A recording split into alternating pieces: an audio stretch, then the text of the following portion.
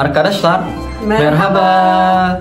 Oke guys, selamat datang lagi di YouTube channel kita. Gimana kabar kalian semua guys? Udah lama gak bikin konten ya gini. Hari ini kita kontennya di rumah dulu ya guys ya. Soalnya beneran ini selama minggu-minggu ini kita nggak bisa keluar rumah. Aku sibuk, istriku kosong, istriku sibuk, akunya kosong gitu. Jadi gak balance gitu. Ya udah. Ini sekarang keluarga dua-duanya kerja, jadi kerjanya kan bukan sama. Kadang-kadang aku sibuk banget, dia bilangnya aku libur.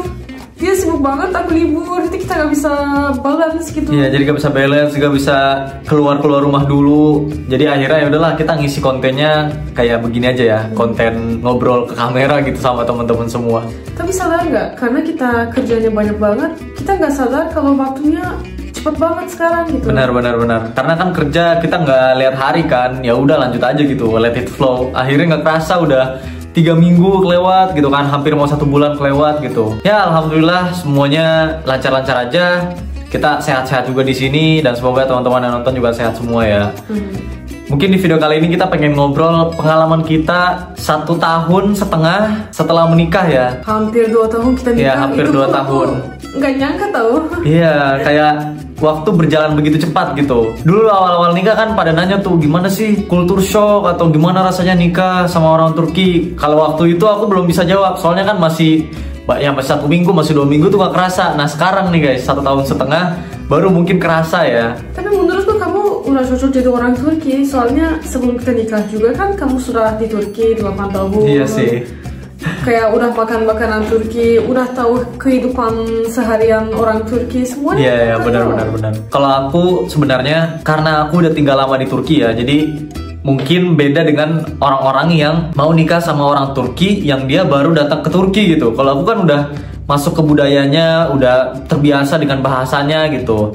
Jadi mungkin bakalan ada perbedaan. Kalau orang-orang yang beneran baru datang dari Indonesia ke Turki langsung dihadapkan dengan budaya Turki itu pasti ada beberapa shocknya gitu. Banyak shocknya Pasti. Mungkin juga ada yang gak cocok gitu. Kalau dari aku sendiri ya guys, selama 1,5 tahun nikah ini, alhamdulillah sebenarnya kayaknya bukan aku yang berubah deh, kayaknya istriku yang berubah. Aku merubah istriku guys. Dia membuat aku udah jadi WNI guys. Iya, jadi orang Indonesia. Soalnya kayaknya kalau dibilang siapa yang lebih mendominasi, kayaknya budaya Indonesia yang lebih mendominasi di rumah kita gitu. Di sini ada angklung, ada apa segala macam. Pokoknya ini gantungan semuanya. Iya, ada serangga dari Indonesia di samping. Indonesia di dinding kita guys. Itu sangat Indonesia banget kalau ini rumahnya. Di kulkas semuanya makanan-makanan Indonesia, sarapannya semuanya pakai nasi. Iya. Bumbu-bumbunya semuanya jadinya bumbu instan Indonesia gitu. Bumbu Indonesia, semuanya Indonesia. Dan istriku juga karena memang terbuka sama budaya Indonesia dan menerima gitu. Alhamdulillah buat aku sih gak susah ya. Buat aku perubahannya ke segi gaya hidup sih ya. Aku lebih mengadaptasi gaya hidup orang Turki juga gitu kan. Kayak contohnya bersihin rumah gitu, budaya bersihin rumahnya kayak gimana, aku ikutin istriku. Soalnya orang Turki itu kalau bersihin rumah itu detail banget. Dan kalau suamiku itu gak tahu gimana cara bersihin rumah, kayaknya aku gak bisa hidup bersama kamu sih. Sebenarnya aku bukan tipikal orang cowok yang mau menang gitu ya. Kan mungkin ada beberapa orang yang pengen cowoknya tuh di atas, ceweknya tuh di bawah gitu. Kalau aku sendiri prinsipnya dalam rumah tangga, aku dan istriku kita sama-sama punya tanggung jawab yang sama gitu. Jadi misalnya istriku bersihin rumah, aku juga harus bersihin rumah.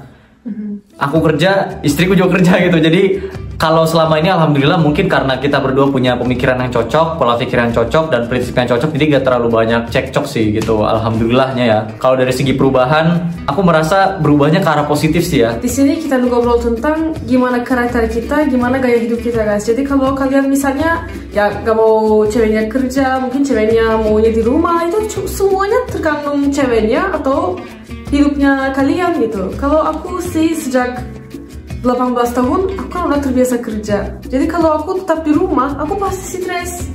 Jadi aku harus kerja. Dan untungnya suamiku itu izinkan dan dia pahami aku kenapa aku mau kerja gitu.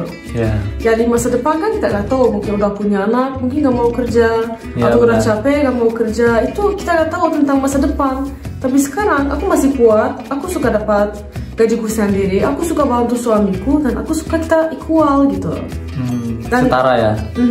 Kita kayak kalau aku tidak kerja misalnya, aku di rumah, pasti gaya hidup kita beda banget. Iya benar. Mungkin karena aku kerja kan, aku nggak bisa masak terlalu banyak makanan Turki di rumah. Dari pagi sampai malam kadang-kadang aku kerja, kadang-kadang shift malam aku kerja. Jadi pas aku pulang, suamiku udah masak makanannya. Iya, soalnya kalau aku gak masak kasihan guys, dia gak makan nanti. Iya, aku gak makan soalnya capek banget kan. Aku harus pilih antara tidur atau makan. Iya. Ya, tidur lebih penting. Kadang kalau aku di luar pulang malam, aku minta istriku bikinin masakan dong. Tapi masakannya masakan Turki. Iya. Kalau kayak masak masakan Indonesia gitu. Jadi kita tuker-tukeran aja. Ya, masalahnya di sana. Misalnya kalau suamiku setiap hari kerja, aku setiap hari di rumah, pasti aku setiap hari masak makanan Turki. Mungkin di poin itu kamu baru merasakan culture shocknya nikah sama orang Turki. Soalnya setiap hari harus makan roti kamu. Aku gak masalah sih. Gak masalah ya? Gak masalah. Aku kadang suka roti juga kan. Ya itu kadang. Tapi kamu kenyang gak tanpa makan nasi? Ya paling nanti roti sama nasi goreng. Nasi goreng aja nasi. Nasi goreng roti. Itu juga nasi. Itu juga nasi. Kalau aku kan, kamu masak nasi aku makan, tapi makannya biar hidup. Ya Allah. Kadang-kadang kan, ya kadang-kadang aku kangen banget makanan Turki. Tapi aku udah cocok sama semua makanan, ya udah gak apa-apa, makan aja ada apanya gitu. Dan masakan dia selalu enak guys. Masakan kamu selalu enak. Alhamdulillah. Dibilangin dulu aku mantan tukang bakso. Aku setuju. Aku dulu abang-abang tukang bakso. Bisa banget, aku percaya. Intinya kalau aku sendiri, aku gak mau menjadikan pernikahan itu sebuah keterbatasan ya. Karena aku denger tuh, apalagi akhir-akhir ini tuh ada kayak kata-kata yang bilang jadi takut nikah. Itu mungkin karena orang-orang kayak gitu tuh berpikir bahwa nikah itu adalah sebuah keterbatasan gitu. Jadi kayak perempuan jadi dibatasi sama suaminya jadi dibatasi sama istrinya gitu. Aku sih ya sebelum nikah, aku juga jujur aku takut nikah gitu. Tapi aku pikir ya kalau misalnya kita nikah dengan orang yang sepemahaman dengan kita, harusnya pernikahan kita akan berjalan dengan baik-baik aja gitu ya. Harusnya kayak gitu gitu. Ada banyak teman-teman orang Turki yang waktu aku kerja kita ngobrolkan. Mereka nanya, kamu umur berapa? Aku bilangnya 25. Teman bilang, kamu nikah ya? Aku bilang, iya sudah hampir 2 tahun kan kita nikah. Mereka shock banget, mereka bilang, kenapa sih kamu menikahnya muda banget? Padahal kamu masih ada jalan panjang di depan kamu, harus jalan-jalan menikmati hidup. Dan aku bingung, aku kan baru menikmati hidup setelah nikah, bukan waktu aku jomblo-jomblo gitu. Iya, benar-benar. Dan ada teman-temanku yang bilang, aku juga mau nikah, tapi aku lagi nunggu lulus gitu. Dia mikirnya kalau pernikahan itu terbatasi sekolahnya dia. Sekolahnya, gitu. Ya. Padahal di sisi yang lainnya, ibuku sebelum nikah dia gak bisa lulus dari SMP guys. Setelah nikah sekarang dia lulus dari universitas, 2 universitas lagi. Menurutku itu pernikahan gak ada terbatasannya. Iya benar-benar. Tergantung mindsetnya sih, tergantung pasangan gimana gitu ya mau. Tergantung siapa yang kalian memilih untuk menikahnya. Iya, kalau memilih orang yang benar, kalian tidak ada tersesat di dalam rumah, gak bisa jalan-jalan, hanya harus punya anak atau apa gitu. Ini semuanya terkandung partner kalian, dan itu pilihan kalian guys. Misalnya ada teman-temanku kan, mereka nggak mau punya anak sekarang, jadi bilangnya aku mau nikah. Dan aku bingung, emang pernikahan itu tujuannya punya anak ya? Ya tentu saja di masa depan bisa punya anak kan, biar tambah keluarganya besar, biar tambah berkah, tambah seru hidupnya. Tapi dia takutnya, gimana kalau aku punya anak gitu, jadi gak mau nikah. Itu juga menurutku mindset yang aneh buat aku. Iya. Menikah, mikirnya mereka akan tersesat di rumah, bersih rumah terus, masak di rumah terus. Iya, benar-benar. Gak pernah bisa jalan-jalan. Aku sebelum menikah, jalan-jalannya cuma di sekitar Istanbul aja. Setelah menikah, aku udah jalan-jalan di beberapa negara. Thailand, Malaysia, Singapura, Indonesia banyak tempatnya lagi. Dan waktu aku tunjukin itu, orang-orang bilang, jangan deh, kalau kamu tunjukin aku juga mau nikah nanti. Iya sih, intinya tergantung gimana pasangan ya. Dan alhamdulillah aku sama istriku, kita nggak punya banyak perbedaan gitu. Jadi kalau misalnya kita mikir A, ya udah A gitu. Dan aku sendiri pribadi yang lebih baik mengalah gitu ya ke istriku gitu. Ya aku suka berantem. Aku gak bisa bilang apapun. Aku suka berantem, tapi berantemnya gak kayak berantem beneran sih. Aku suka yang debat-debat kecil gitu, biar ada excitednya hidup lagi gitu. Kalau tenang-tenang terus kan tenang terus itu. Iya, ini orang Turki kayak gini guys nih. Iya.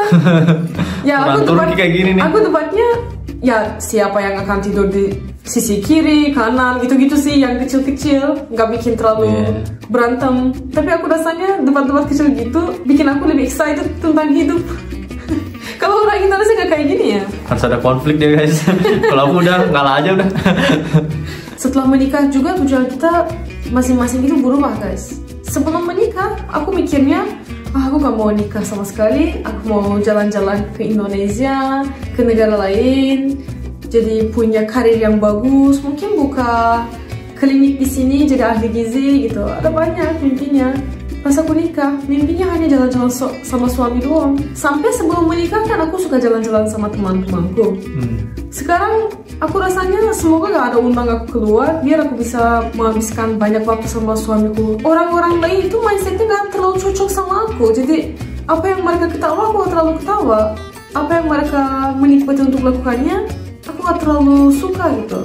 Tapi suamiku itu 100% cocok mindsetnya sama aku. Misalnya kan mau jalan-jalan di alam daripada duduk di kafe kan misalnya. Jadi aku rasanya lebih menikmati hidup sama suamiku aja. Aku punya teman-teman, aku juga suka ngobrol sama mereka. Tapi kalau setiap hari sama teman-teman pasti bosan. Tapi setiap hari sama kamu aku gak pernah bosan sayang. Tujuannya sebelum menikah apa ya? Bertahan hidup sampai mati. Cowok itu emang simple sih. Survive ya. Survive. Setelah nikah, survive bersama istri. Kita punya mimpi-mimpi yang kita nggak bisa juga spill di video ini ya, karena kan privacy gitu. Dan emang sih benar setelah nikah tujuan hidupku tuh jadi lebih bermakna gitu, jadi lebih visioner lah. Dan Bismillah semoga bisa tercapai semuanya. Amin. Kalian juga doain ya. Kita ada banyak mimpi sebenarnya. Kita sekarang berusaha keras dalam kerjaan masing-masing gara-gara satu mimpi. Dan itu mimpinya sebelumnya kita mikir itu terlalu jauh, sekarang alhamdulillah makin dekat. Kita hanya butuh doa dan tetap berusaha aja. Intinya menurutku menikah dengan orang manapun, menikah dengan siapapun, yang penting cocok mindsetnya ya. Terutama buat anak-anak muda sekarang gitu kan. Apalagi banyak banget sosial media, mungkin ada standarisasi kecantikan TikTok, kegantengan di TikTok gitu.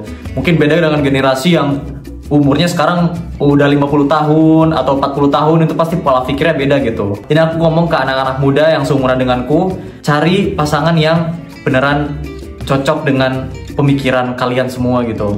Kecantikan atau kegantengan itu akan hilang di masa depan.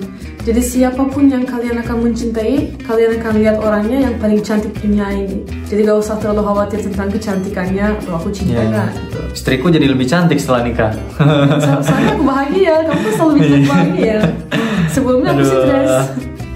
Intinya gitu guys. Dan menurutku sebelum kita cari pasangan ya, kita tes dulu. Kalau aku dulu ngetes istriku dengan cara jalan-jalan.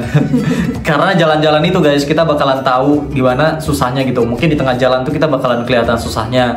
Dan nanti kebuka tuh topeng-topengnya tuh kan. Karena kalau misalnya kita ketemu pertama kali itu pasti ada topeng yang dipakai gitu. Dan bisa jadi itu bukan real ya. Wajah asli itu akan kelihatan ketika masalah itu muncul gitu. Dan masalah itu bisa muncul ketika di tengah jalan gitu kan. Kalau misalnya diajak jalan jauh gimana, kalau misalnya diajak sini gimana. Kalau aku sih gitu ya cara ngetesnya itu. Dan emang kita berdua cocok sih. Kebetulan istriku suka jalan-jalan gitu. Kamu tes aku ya? Iya. Waktu itu aku gak tahu apa kan. Aku pikir ini hanya teman kita syuting-syuting aja gitu. Dia tes aku guys sebelum nikah. Ya tapi cocok kan. Kamu tahu nggak? Aku rasanya kamu orangnya sinsi gitu bahasa Turkinya. Apa bahasa Indonesia sinsi? Nggak tahu. Sinsi itu kayak orangnya kelihatannya innocent, tapi dalam hatinya sudah rencanakan semuanya gitu.